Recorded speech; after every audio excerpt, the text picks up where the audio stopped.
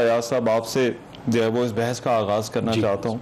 अब एक तो ये मौका मैंने जिक्र किया कि इसार और कुर्बानी के असूल हैं, लेकिन दूसरा इस वक्त ऐसा लगता है कि हमारा सबसे बड़ा मसला जो है वो ये हमारी जो फॉल्ट लाइन्स हैं या हमारी जो तकसीम है, चाहे वो सियासी हो, मुआशरती हो, ये कम होने की बजाय और हमें एक दूसरे के साथ जो है वो जो जुड़ना है उसकी बजाय ऐसा लगता है कि, और इसका मज़हर जो है वो हमारे ये टेलीविज़न स्क्रीन्स होती हैं या सोशल मीडिया होता है, तो वहाँ पर जो है वो ऐसा लगता है तासुर ये है कि बहुत गहरी होती जा रही है। तो दो चीज़ें हैं, एक तो आप इस तासुर से एग्री करते हैं या नहीं, और फिर अगर करते हैं तो फिर आपको इसकी वजह क्या नज़र आती है? बिस्मिल्लाहिर्रहमानिर्रहीम।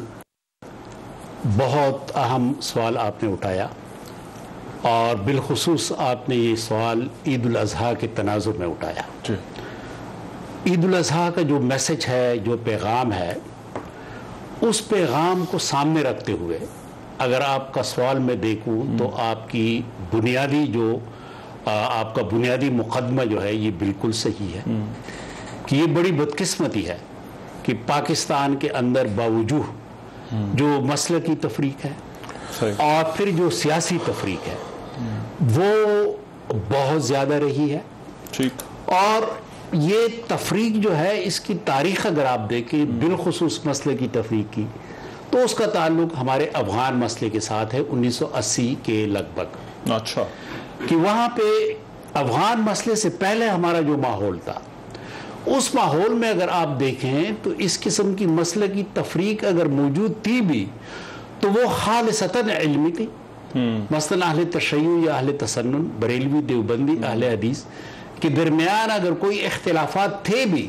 तो उसकी हैसियत एक तनव्वु की थी और आलिमाना थी, वो सिर्फ उलमा तक थी।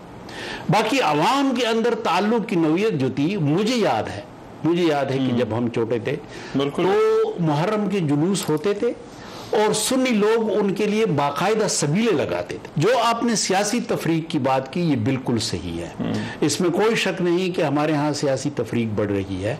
और इस वक्त इस बात की ज़रूरत है कि हमारे जो सियासी कायदीन हैं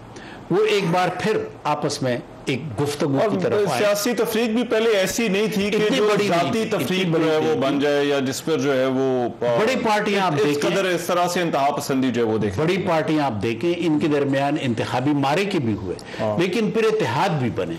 तो अब भी इस्लामी नजरियाती कौंसिल ने अपने 17-18 मई के इजलास में इस बात की तजवीज़ दी थी कि इस वक्त हमारे लिए जो मसाइल हमारे सामने हैं, इसमें सियासी जो हमारे बड़ी जमातें हैं और छोटी जमातें भी जो मुख्तलिफ सूबों की या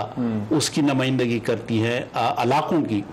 उनके दरमियान एक मिसाक़े सियासत हो। अच्छा। क्योंकि इस वक्त जो तफरीक है उसके अंदर जिस तरीके से अब अल्फाज इस्तेमाल, क्या मुराद के सियासत किस तरह से करनी है, मतलब क्योंकि बहुत सारे लोग जो है वो सियासत को मजहब से अलग करके देखते हैं, लेकिन हमारा जो मजहब है एक कामिल दीन है और इसमें मेरा ख्याल है जो सियासत के असूल हैं, मैं चाहता हूँ जरा उसकी रहनुमाई कीजिएगा कि सियासत का मतलब हमारे लिए जो सियासत के असूल भी क्या मुतय्यन को होने चाहिए या नहीं होने चाहिए। देखें, मिसाक की सियासत के उसूल ऐसे मुतय्यन हो सकते हैं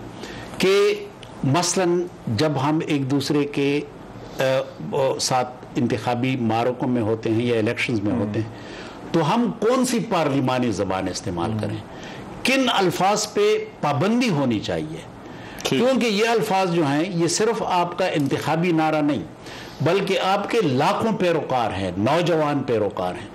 उनके मुंह में ये अल्फाज आते हैं और इस तरीके से ये तकसीम जो है ये गली गली, महल्ले महल्ले, गांव गांव तकसीम और इल्जामात भी बेधड़क एक दूसरे पर और कोई तहकीक और तफ्तीश नहीं होती, तो घर के अंदर इख्तिलाफात पैदा होते हैं, महल्ले के अंदर इख्तिलाफात पैदा होते हैं, नंबर 1। दूसरी बात यह है कि मईशत पे कोई समझौता ना हो। ठीक। मईशत पे समझौता यह है कि अगर मईशत को कोई नुकसान पहुंचे तो तमाम सियासी कायदीन इस पे इत्तेफाक हों कि ये हमारा पाकिस्तान है, क्योंकि ये हमने आइंदा नस्ल तक इस पाकिस्तान को मुंतकिल कर दें, तो कोई ऐसा काम हम न करें कि जिससे हमारी मैं इसकी तरफ जरा वापस आऊंगा।